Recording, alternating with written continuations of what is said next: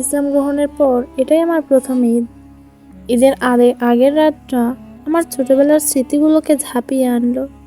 মা সেদিন কি রান্না করতেন, বাবা সকালে নতুন জামা কিনে এনে চমকে দিতেন, ভাইয়েরা হই হুল্লোড় করতো। সবকিছু যেন চোখের সামনে ভেসে উঠল। অথচ এবার আমি একা। ইসলাম গ্রহণের পর আমার পরিবার আমাকে মেনে নেয়নি। আমি জানতাম এটা সহজ হবে না, কিন্তু এতটা কঠিন হবে তা ভাবিনি। আমি আশা করেছিলাম হয়তো কিছুদিন পর তারা মেনে নেবেন, কিন্তু মাসের পর মাস কেটে গেল, কারো মন গলেনি। মা কথা বলা বন্ধ করে দিয়েছেন। বাবা বলেছেন, তুমি আমাদের পরিবারে আর নেই। একা থাকা আমি শিখে গেছি। কিন্তু ঈদের মতো দিনে যখন সবাই পরিবার পরিজনের সঙ্গে সময় কাটায়, তখন এই একাকিত্ব আরও তীব্র হয়ে ওঠে।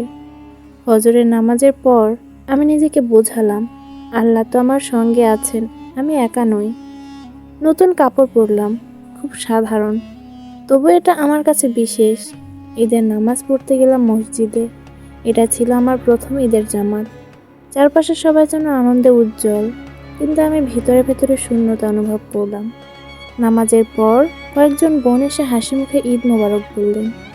একজন আমাকে জড়িয়ে ধরলেন। এই স্পর্শে অদ্ভুত এক শান্তি পেলাম। মনে হলো আমি একদম একা নই। বাসায় ফিরে আসতে মনটা ভারী হয়ে গেল।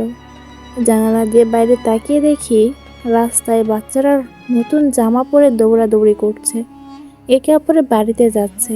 আমার ছোটবেলার ঈদও এমন ছিল। তখন ফোনটা হাতে নিলাম। পরিবারের কারো নম্বর ডায়াল করব কি করব না বুঝতে পারছিলাম না। অনেকক্ষণ দ্বিধায় থেকে শেষ পর্যন্ত মায়ের নম্বরে কল দিলাম। রিং হচ্ছে। মা ধরবে কিনা জানি না, হয়তো কেটে দেবেন, হয়তো কিছু বলবেন না।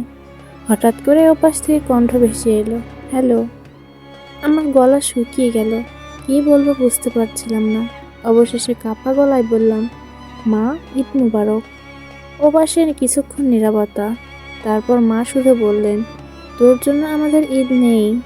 এরপর লাইন কেটে গেল। আমি অনেকক্ষণ চুপচাপ ফোনটা হাতে ধরে রইলাম। বুকের ভেতর মোচড় দিচ্ছিল, কিন্তু কান্না এলো না। যেন এত কষ্ট পেতে পেতে অনুভূতিগুলো জমে গেছে। আল্লাহর কাছে ফিরে যাওয়া।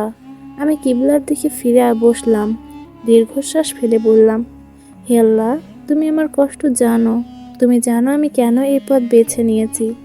যদি সত্যি তুমি আমার জন্য থাকো, তাহলে আমাকে শক্তি দাও। একটা অদ্ভুত প্রশান্তি পেলাম, যেন কেউ আমাকে আশ্বাস দিলেন তুমি একা নও।